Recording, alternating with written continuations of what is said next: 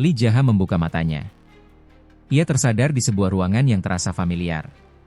Pandangannya menyapu sekeliling, mendapati dinding, meja, dan kasur yang tampak begitu dikenalnya.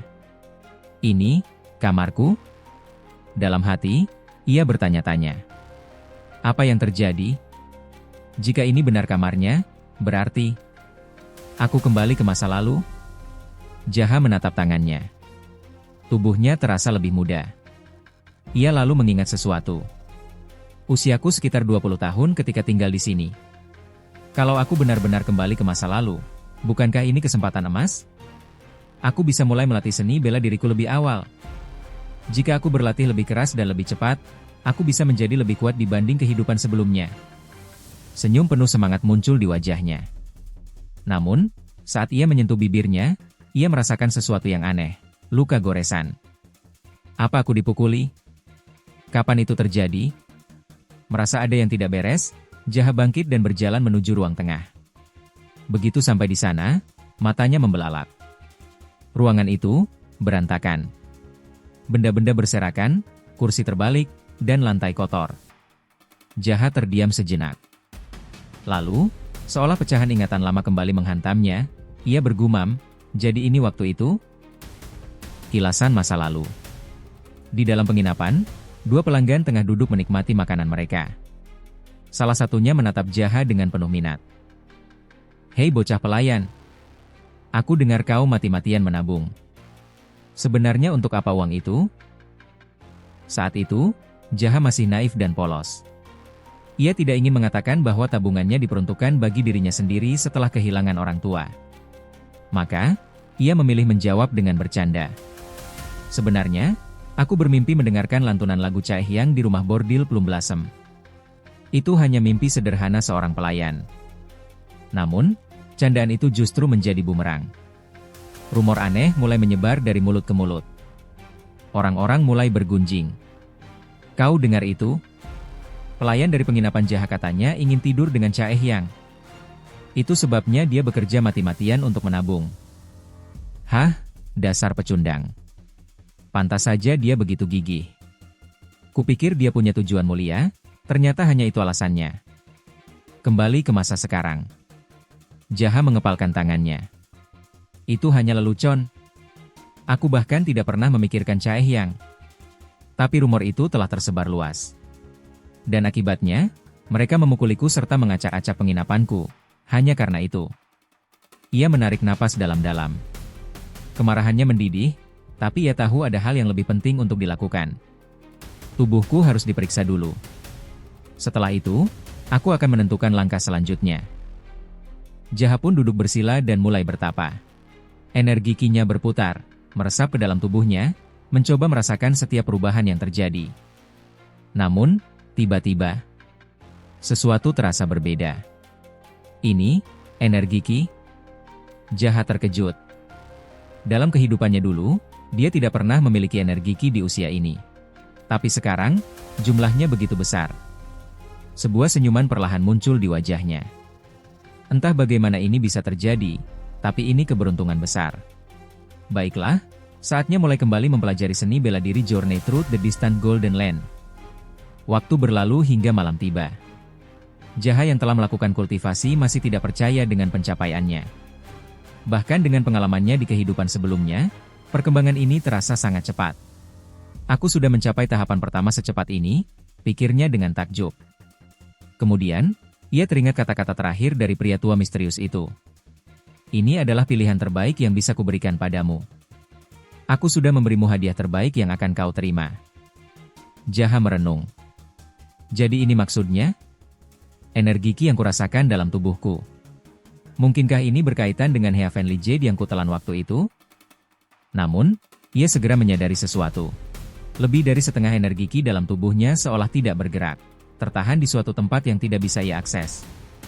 Ya, tidak perlu terburu-buru. Jumlahnya sudah cukup banyak. Aku bisa bertambah kuat lebih cepat dari yang kuduga, gumamnya.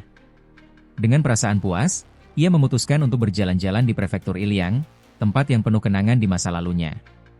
Saat ia melangkah di jalanan kota yang ramai, ingatannya mulai kembali sedikit demi sedikit. Namun, Ia segera menyadari bahwa orang-orang mulai berbisik saat melihatnya. Bukankah itu bocah pelayan dari penginapan Jaha? Ya, sepertinya dia masih hidup. Kudengar dia dipukuli beberapa hari yang lalu. Tapi kurasa dia masih cukup kuat untuk jalan-jalan sekarang. Cih, sungguh pecundang. Jaha mengepalkan tangannya, menahan kemarahan. Ya, begitulah aku yang dulu. Semua orang merendahkanku hanya karena aku seorang pelayan di penginapan. Sial, memikirkannya saja sudah membuatku marah, pikirnya. Tak lama kemudian, ia hampir sampai di depan bordil Plum Blossom. Sekilas, ia teringat kenangan pahit, kenangan saat para penjaga bordil itu menghajarnya tanpa ampun.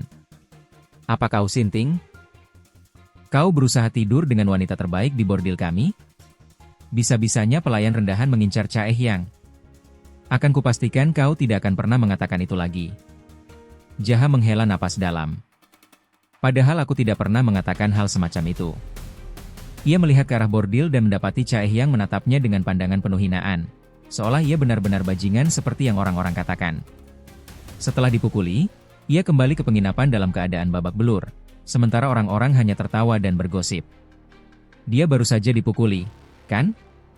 Ya, dia dihajar habis-habisan. Jaha menggertakkan giginya. Kenapa? Apa salahku sebenarnya? Namun, kini bukan waktunya untuk tenggelam dalam masa lalu. Tidak heran jika Mat Demon memiliki masa lalu yang penuh penderitaan seperti ini. Tapi sekarang aku kembali di waktu yang sangat tepat. Bagus, aku akan meluruskan semua kebingungan ini. Tiba-tiba, seorang lelaki random mendekat dan berteriak. Hei bocah pelayan. Lihat apa kau? Apa kau berusaha membakar bordil Plum Blossom? Haha, tapi memang tidak mungkin orang sepertimu berani melakukan hal seperti itu. Kau pasti ketakutan dan menangis. Jaha menghela napas, menatapnya dingin tanpa menjawab. Namun, pria itu terus mengoceh sampai mengeluarkan percikan ludah dan semakin berisik. Kulihat beberapa hari lalu kau dihajar. Dan kurasa sekarang sudah baik-baik saja. Mengejutkan kau tidak mati. Ia menyeringai. Namun, kalau sudah dihajar seperti itu, sebaiknya kau bersembunyi di penginapan saja. Ngapain jalan-jalan seperti ini? Pria itu mendekat, mencoba memancing reaksi. Hei, kenapa kau diam saja? Apa kau jadi tuli gara-gara dipukuli sampai babak belur? Jaha tetap diam, membisu menghadapi pria di hadapannya. Namun, setelah beberapa saat, ia akhirnya bertanya dengan nada datar, siapa namamu? Pria itu langsung tersulut emosi. Dasar bajingan, teriaknya sambil mengayunkan tinju ke arah Jaha. Namun, dengan mudah, Jaha menghindari pukulan tersebut.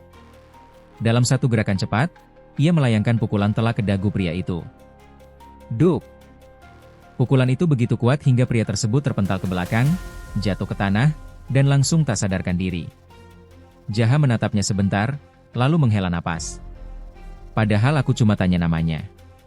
Kenapa dia sampai marah begitu? Tapi, siapa sebenarnya orang ini?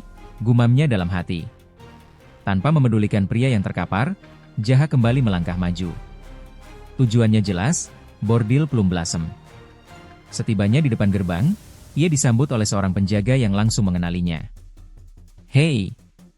Bukankah kau bocah pelayan yang waktu itu kami pukuli? Apa yang kau lakukan di sini? Enyahlah, serunya dengan wajah meremehkan. Jaha menatapnya dengan ekspresi santai, lalu berkata tenang, begitukah caramu berbicara kepada pelanggan? Ucapan itu justru semakin membuat sang penjaga marah. Dengan geram, ia langsung mengayunkan kepalan tangannya ke arah Jaha. Dasar pelayan rendahan. Kau mencari masalah? Namun, sekali lagi, Jaha dengan mudah menghindarinya. Dengan gerakan secepat kilat, ia mencengkeram wajah sang penjaga, lalu menyeretnya ke tanah dengan kasar. Brak! Tubuh penjaga itu menghantam tanah dengan keras, dan dalam sekejap, ia pun pingsan. Jaha mengibaskan tangannya seolah menyingkirkan debu, lalu berkata santai, pelayanan tamu di sini buruk sekali. Ngomong-ngomong, di mana ruang pengobatannya? Tanpa ragu, ia mendorong gerbang hingga terbuka lebar. Dengan suara lantang, ia berteriak kepada seluruh penghuni bordil, apa yang kalian lakukan? Dasar dungu! Sambut tamu kalian dengan benar. Orang-orang di dalam sontak terkejut. Mereka menoleh ke arah pintu dengan ekspresi bingung dan tak percaya. Di sisi lain, Jaha hanya menyeringai, senyum penuh percaya diri terukir di wajahnya.